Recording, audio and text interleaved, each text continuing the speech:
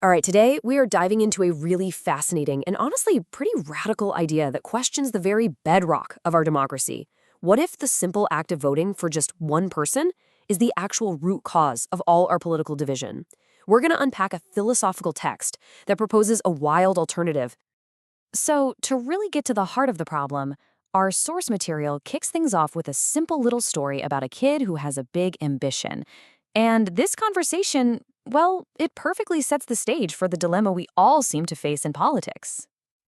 The mother's reply frames a problem that probably sounds familiar to a lot of us, right?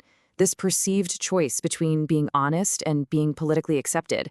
It's a classic catch-22. Now, the kid's clever solution seems to fix the problem by making everybody happy.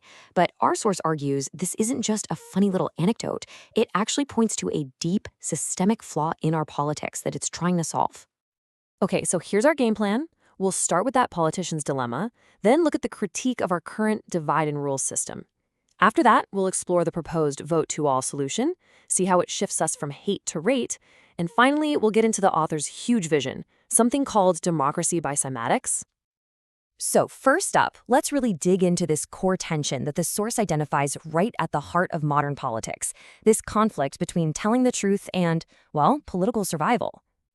You see, the key idea here, according to the author, isn't that we have bad politicians, it's that we have a bad system. The argument is that the very structure of our elections practically forces a conflict between doing what's right and doing what's politically smart.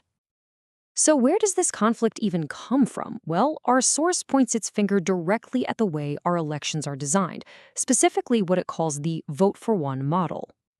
And this slide really breaks down the central contrast. Over on the left, you've got vote for one, which the author calls a divide and rule system. It makes you pick one single winner and by definition, reject everybody else.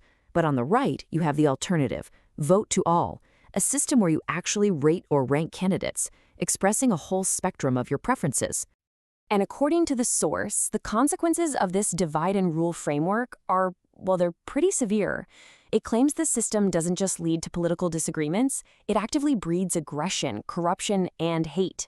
It argues this design ends up suppressing talented candidates and really puts the fabric of our communities at risk.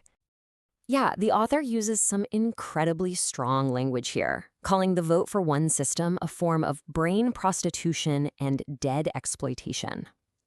It's a powerful, provocative claim that the system itself is manipulating and devaluing voters by forcing us into this artificial black and white choice. Okay, so we've laid out the problem. Now let's shift gears and look at the proposed solution, a system that's designed to build a totally different kind of democracy from the ground up. To get us thinking, the source poses this really provocative question. Just imagine for a second, a presidential debate where the candidates didn't just attack each other, but were actually required to publicly rate each other's qualities. It would completely flip the script from a zero-sum game to one of mutual evaluation. So how would this actually work in practice? Well, the system suggests giving every citizen somewhere between 5 and 10 priority votes on one ballot. Instead of just a single check mark, you get to express a whole range of preferences, which gives your vote way more power and nuance. The process itself is actually pretty simple. You get one ballot, you rank your candidates in order of preference, first choice, second choice, and so on, and every single candidate gets some kind of vote from you. The winner isn't just the one with the most first-place votes. It's the person who is most broadly preferred by everyone. Kind of like judging a figure skating competition, you know? Every judge rates every single skater to find the overall best. Now here's the really crucial part. This isn't just a mechanical tweak to how we count votes. The author argues this is a change designed to fundamentally shift our entire political mindset, to move us from hate to rate. This is where the whole idea gets really deep, philosophically speaking. The author suggests that rated voting is basically a practical application of the love thine enemy principle. Your political opponent is no longer an enemy you have to destroy, but simply a candidate you give a lower priority to.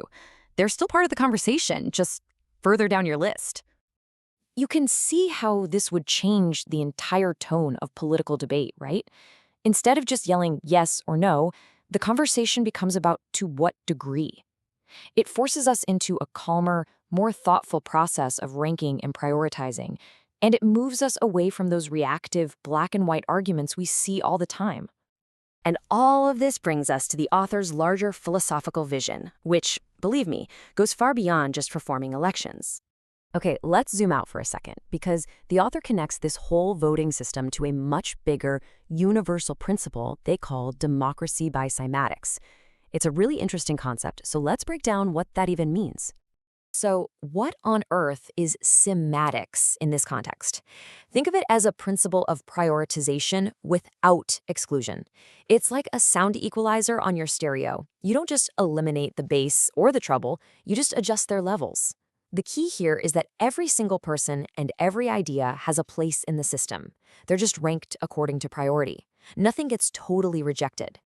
The source argues that when we don't use this kind of inclusive, cymatic approach, the consequences are pretty damaging.